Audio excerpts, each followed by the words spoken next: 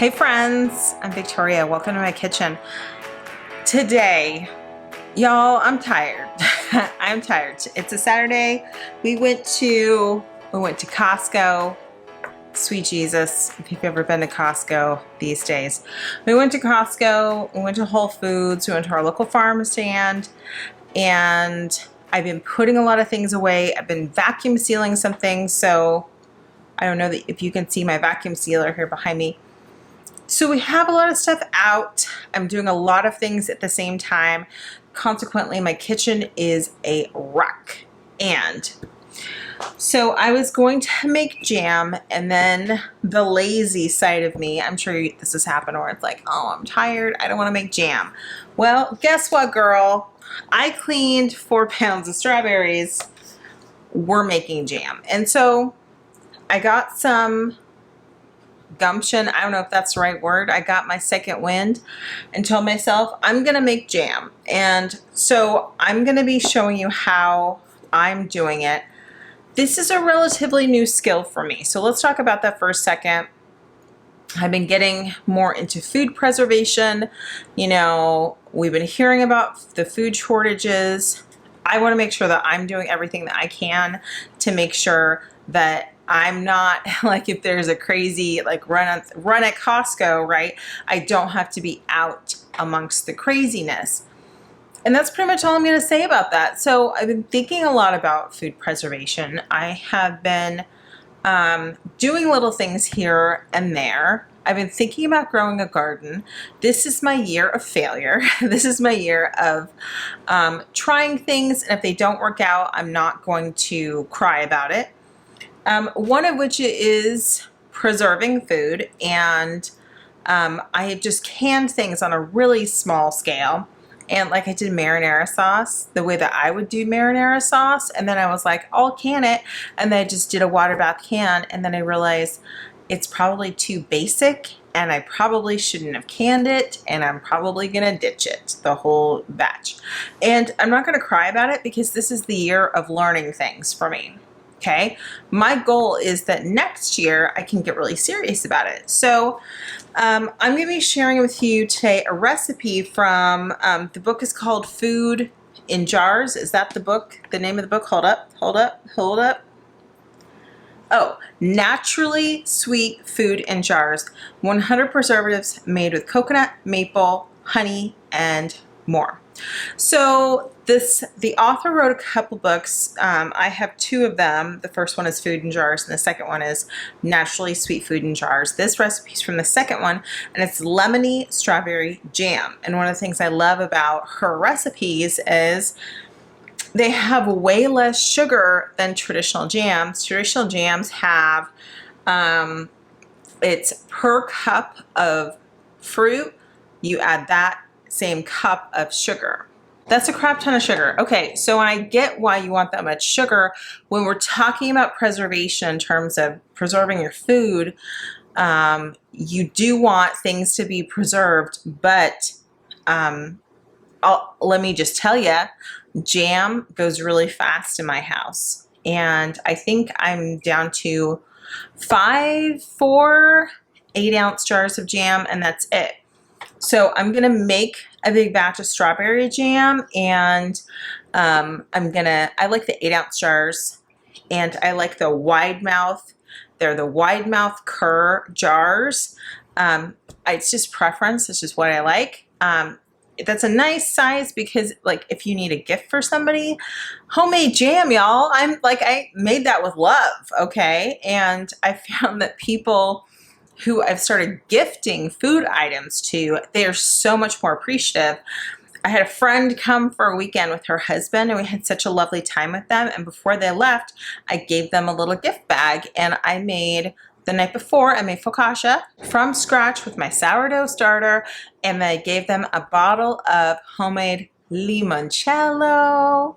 It is a gift of the heart. It's a labor of love. I recommend that as we're getting into, I feel like we're getting into wonky times. And we're such a materialistic society. We don't need to be spending a crap ton of money on gifts for people. A simple homemade gift is a beautiful thing. So back to the jam. I mustered up my second wind to start the jam. Here's what we're gonna do. We're gonna be using this recipe from Naturally Food in Jars. It calls for 4 pounds of strawberries, whole and chopped, okay? 2 cups of agave, zest from and juice from 2 lemons. Dr. Google helped me answer this one, and it's about 2 tablespoons for 2 lemons. And then we're going to be using Pomona's pectin, which I had not used before, and I saw a video where someone used it, and I was like, oh, that's how you use the thing. It looks way more complicated than it is. And what we're going to be doing is there's a packet in there for calcium water. Calcium water is one part of it, and the pectin is the other part. So you start your jam with the calcium water, and then you mix your pectin with part of your sweetener, whether that's honey or agave or whatever it is, and then you add that in at the end. So my recommendation for jam, because I used to jam a lot with my mother. So, yeah, we would dance in the kitchen, that too. But I used to make jam a lot with my mother, and I remember her telling me, like, there's the spoon method, and it has to, if you take a wooden spoon and you hold it up, and if the jam is coming down like little fingers, like in a bunch of different tendrils on the, that's not the right word, whatever, and a bunch of different drips on the spoon, it is not done yet. The last time I made jam, I had to get out the candy thermometer and the whole deal because it was just not setting. So here's my advice for making jam. Go get a book. It will give you the right proportions. You have a recipe to fall back on. So that's my recommendation. Let's work from a recipe. So I'm going to encourage you. I'll put links below to the books that I purchased and that I'm enjoying. And so I recommend that you do the same. Find some canning books that you like and that you feel like you can relate to, that it seems like if you're reading it and you're like, nah, I don't know that I'm excited about this recipe, don't get that book. You know you're not excited about it, don't get that book. So skip it. Anyway, what we're going to be doing is I'm going to be putting all these strawberries in. I have a 5.5 quart Le Creuset Dutch oven. I'm going to be putting it in there, and we are going to be adding agave. And actually, the last time I made this jam, I did half agave, half honey. It was so good, I can't even tell you. So I'm probably going to do the same thing. And then we're going to add, it says juice of 2 lemons. I'm going to add 2 tablespoons of lemon juice, and then the calcium water and Pomona's pectin. I like this recipe because it's simple. So let's just make some simple jam and it's going to be good. And these strawberries from my local farm stand are amazing. So starting with really tasty fruit helps, but honestly, you can also start with whatever you have on hand. So I'm going to encourage you, whether it's jam, whether it's salsa, whether it's homemade tomato soup, whatever, I don't think that there's any harm in figuring out how to preserve our food right now. And if that's a path that you're on, I want to commend you and tell you that I'm on the same path too. So let's make our jam. I'm going to throw all of this in the 5.5 quart Dutch oven.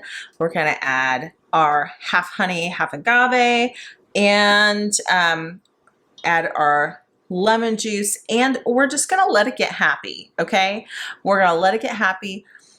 The thing that I'm learning about jam is it works on its own time, which can be really frustrating. It's going to set up when it wants to set up.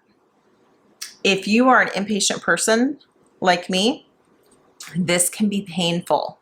All I'm going to say is the last time that I made this recipe, I started to get really frustrated, and I thought, I'm just going to let go, and I'm going to sit here with my jam and be patient and wait until it's ready. When that happened, something like magical happened. I have no idea. And the jam was all of a sudden ready. So we're going to be patient. We're going to let our jam do the thing, and it's going to be fantastic. Got my strawberries. I'm adding in the honey, agave, pectin, lemon juice, the whole deal. And we're just going to let these get happy, and we're going to have them on a medium heat for a while. We want these to soften up. Now, here's the ninja move that I did this time is people keep saying, you need to use a potato masher and mash all the strawberries. This just seems like so much effort. And I realize that that's kind of jam, and you'll see this has been going for a while. I was sweating to death by then because, you know, you're stirring the pot and the thing. So what you're going to do is wait until the fruit softens. Well, I decided to implement a ninja jam move. I'll show you that in just a second. But first, we're going to add in the rest of our honey and agave with our pectin. We're going to mix it up, dump it in. And here's the ninja move that I decided to do is I used a strainer, picked up that fruit that was done, used the strainer, and kind of used the strainer to smush up the strawberries. Now, for jam purists, you're probably like, well, that's not a real jam because jam has whole fruit. Like you do, you boo. Okay.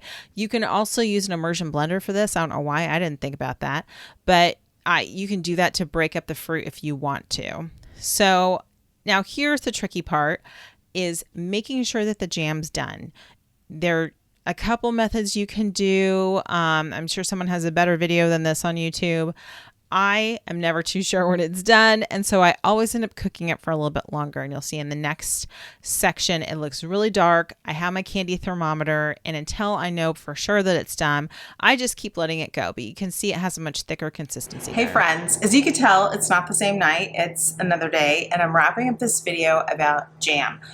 Jam is a great way to keep the fruit that you have experienced during harvest, whether you're harvesting it in your own kitchen or if you go to the farmer's market. Like I just went to the farmer's market this morning. Look, strawberry season continues. I'm going to eat all the strawberries I possibly can because I miss them in the winter time. So a couple things about jam and canning. One, you can get really creative. Like I mentioned, get a book that seems to speak to you. And I'll put a link below to the books that I'm really enjoying in relation to canning. Two, so let's just talk about how you know when it's sealed. So I was able to make with, what was it, 4.5 pounds of chopped, hulled, clean strawberries. I made 5 of these. Now, what I will say is I prefer thicker jam. It's more like a fruit spread actually. And to me, someone was saying, oh, well, I make jelly nut jam or jam nut jelly or whatever you want to call it. Like whatever makes you feel good. I don't care. I call it jam because it's the easiest. It's like, what's quicker, jam or fruit preserve? Okay, jam, there it is. So mine is a little bit thicker, and because I'm kind of a novice at making jam, I probably let mine stay on the heat a little bit longer. You may be able to get more of these 1/2 pint size containers. Like I mentioned, this is the Kerr 8 ounce, and I like it because it has the wide mouth. I don't like jars that are like tall and skinny. They kind of bother me because you have to get your spoon all the way in there. I got my jam. Here's how you tell if it's sealed, okay? I don't have the ring on. I'm holding it by just the lid. It is sealed, my friends. You also make sure that if this pops back up at any time, it's not good. And as I'm learning, you always want to keep your canned items with the ring off in case there's something that happens with the sale. In case it unseals itself, you're gonna know. So I want to encourage you to find a way to preserve some of your own wonderful food. When I'm making my homemade bread, as you may have seen in another video, which I'm a little obsessed about right now with homemade bread, there's nothing quite like homemade jam with homemade bread, and it's delicious. Put a little butter on there. I like the Kerrygold butter. Put a little butter on there. It is so good. And these make great gifts, by the way. So think about it in these terms. If you have, let's say, a plum tree or a peach tree or something like that, rather than giving away the fruit or letting all the fruit go bad on your tree, try to make, even if you make smaller batches of jam and do a couple times during the season, this is an amazing gift for somebody. And I try to give people like a gift from the heart. My husband and I make limoncello at Christmas time, and it's always a little bit different. It's always like looks a little bit different depending upon the sugar that we use and the whole deal. People love it. I can't even begin to tell you how much people love our limoncello. Part of the reason I think is because it's a gift from the heart. How many people make stuff anymore and give you like a homemade jam? Nobody, okay? So this is a really sweet gesture that does not cost a whole lot of money. So try that as a wonderful homemade gift for a friend or a family member. All right, friends, I'd love for you to comment below. Let me know if you made strawberry jam before. Let me know if you are doing the low sugar type of jam, or if you're totally old school, that's fine too. And also let me know if you have any tips for making sure that your jam sets up without it turning into like more of a fruit paste, which mine is. I'm not complaining, but that's just kind of how it is. I'd love to know if you have a separate test other than the plate test and the spoon test. All right, friends, I am sending you some love and prosperity from my corner of the world, and I will see you in the next video.